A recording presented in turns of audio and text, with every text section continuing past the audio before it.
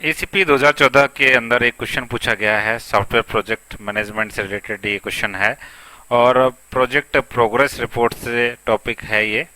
तो क्वेश्चन कुछ इस प्रकार है, what information is not essentially required in a project progress report. तो जो प्रोजेक्ट की प्रोग्रेस रिपोर्ट होती है उसके अंदर कौन सी इंफॉर्मेशन एसेंशियल नहीं है, उपयोगी नहीं है। तो है reporting period to which it's refer, days taken and cost to complete the report, authors of the report and date of submission. तो ये चार चीज़ों में से कौन सी चीज़ है जो इम्पोर्टेंट नहीं है, ज़रूरी नहीं है कि उसको हम प्रोजेक्ट के अंदर लिखें। तो सबसे पहले बात आती है कि प्रोजेक्ट प्रोग्रेस रिपोर्ट होती क्या है। तो प्रोजेक्ट की प्रोग्रेस रिपोर्ट इसको हम बोल सकते हैं। जो भी आपकी प्रोजेक्ट है, परियोजना है, उसके अंदर आपने क्या उपलब्धियां प्राप्त कर ली हैं, आगे क्या चुनौतियां हैं, उसका करंट स्टेटस क्या है, ये सारी चीज़ें लिखी होती है इस प्रोग्रेस रिपोर्ट के अंदर।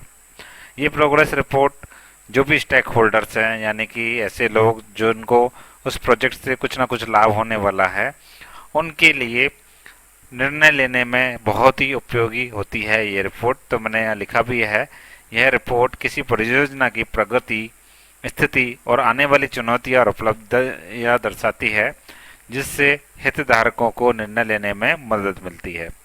अब बात आती है कि प्रगति रिपोर्ट, जो प्रोग्रेस रिपोर्ट हम बोल रहे हैं, उसके अंदर मेनली क्या क्या चीज़ें होती हैं। तो एक तो है रिपोर्टिंग पीरियड, जिसमें हम ये बताते हैं कि इस पीरियड से इस पीरियड तक के लिए ये रिपोर्ट बनाई गई है और इस पीरियड में हमने ये उपलब्धियां हासिल की हैं। दूसरा लिखा होता है उसमें ऑथर का नाम, लिखने वाला कौन है, कौन जिम्मेदारी ले रहा है, ताकि आगे कभी भी कुछ क्वेश्चन पूछना हो तो हम उसी बंदे से पूछेंगे। थर्ड है सबमिशन डेट। तो इस प्रोजेक्ट की जो ये प्रोग्रेस रिपोर्ट है, ये कौन सी डेट को सबमिट कराई गई है, ये हमको सबमिशन डेट बताती है। जिससे फ़ायदा ये है कि हम ये देख सकते हैं, आगे चेक कर सकते हैं कि ये जो हमको प्रगति रिपोर्ट मिली है, प्रोग्रेस रिपोर्ट मिली है, ये कितनी पुरानी है। हम ये डेट देख करके अंदाज़ा लगा सकते हैं। लेकिन जो days taken and cost to complete the report की ऑब्जेक्ट के अंदर बात की गई है, उसका यहाँ कोई लेना देना नहीं है। कितने दिन लगेंगे, कितनी कॉस्ट आएगी प्रोजेक्ट को कंप्लीट करने के लिए, उसका प्रोग्रेस रिपोर्ट से कोई लेना देना नहीं होता है। अगर इसको कहीं दिखाना है तो हम और दूसरी रिपोर्ट्स में दिखाते हैं, लेकिन प्रगति रिपोर्ट के अंदर इसको हम बिल्कुल नहीं दिखाते हैं। तो जो ऑप्शन हमें दिए गए हैं, reporting period to which is refers, तो ये ऑप्शन गलत है, क्योंकि हम रिपोर्टिंग पीरियड तो किसी प्रोजेक्ट प्रोग्रेस के अंदर दिखाएंगे ही दिखाएंगे। सेकंड ऑप्शन है ऑथर ऑफ द रिपोर्ट, तो जो रिपोर्ट को लिखिएगा उसका नाम भी होगा हमारी प्रोग्रेस रिपोर्ट के अंदर, तो ये भी ऑप्शन गलत है। नेक्स्ट है डेट ऑफ सबमिशन, तो डेट ऑफ सबमिशन भी जरूर होगा प्रोजेक्ट प्रोग्रेस रिपोर्ट के अंदर। तो क्वेश्चन जो कह रहा है, क्वेश्चन ये कह रहा है कि क्या चीज़ है जो प्रोजेक्ट प्रोग्रेस रिपोर्ट के अंदर नहीं होती है। तो कॉस्ट और टाइम टेकन उसके अंदर नहीं होता है।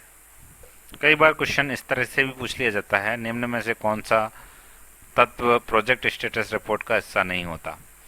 एक तो कंप्लीशन परसेंटेज, ये बिल्कुल होता है, हम ये जरूर बताते हैं कि इतना परसेंटेज काम आपका पूरा हो चुका है। फ्यूचर रिस्क एनालिसिस, आगे फ्यूचर में ये रिस्क रहेंगे, ये भी हिस्सा होता है हमारे प्रोजेक्ट स्टेटस रिपोर्ट का।